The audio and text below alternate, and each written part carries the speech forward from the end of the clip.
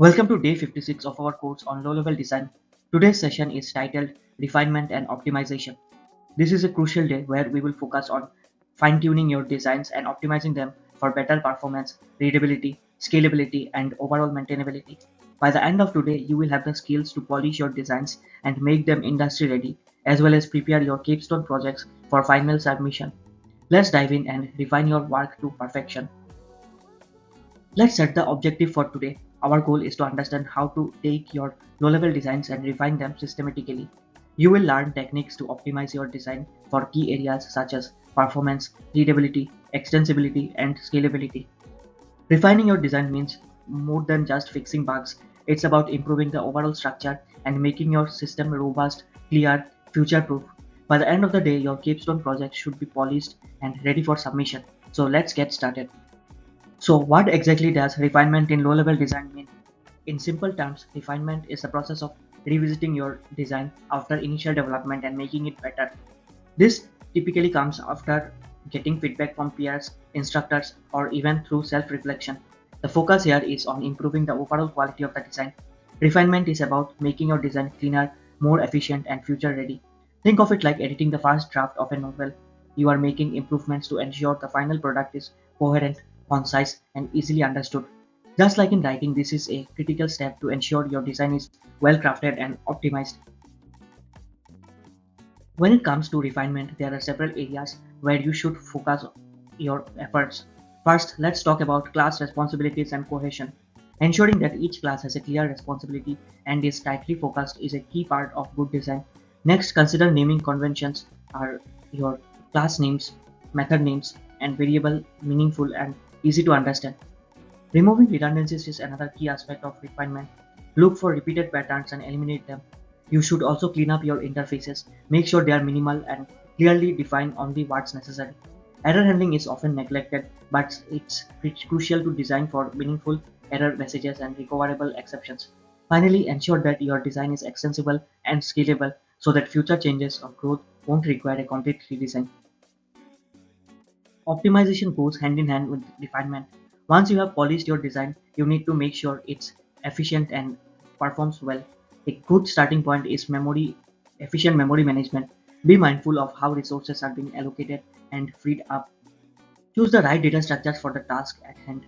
This is crucial for performance as some data structures are more efficient than others for specific operations. Another technique is lazy initialization, which helps delay the creation of objects until they are actually needed, improving performance. Object pooling is another powerful optimization. By reusing objects instead of constantly creating new ones, you can save memory and reduce overhead. Additionally, minimizing unnecessary dependencies between classes will make your design more modular and efficient. Think ahead about concurrency as well.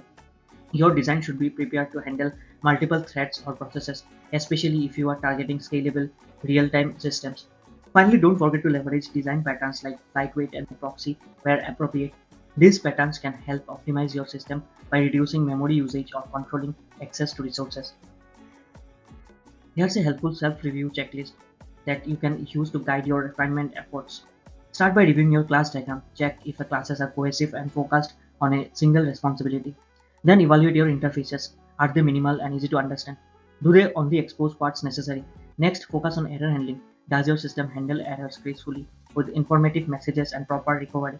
Readability is crucial too. Is your code easy to understand and follow? Are comments used effectively and is the formatting consistent? Moving on, if check if you have applied the appropriate design patterns to simplify complex structures or behavior. Also ensure that your design is extensible. Can it easily accommodate future changes or new updates? Then review your unit tests. Are they adequate and cover critical paths in your system?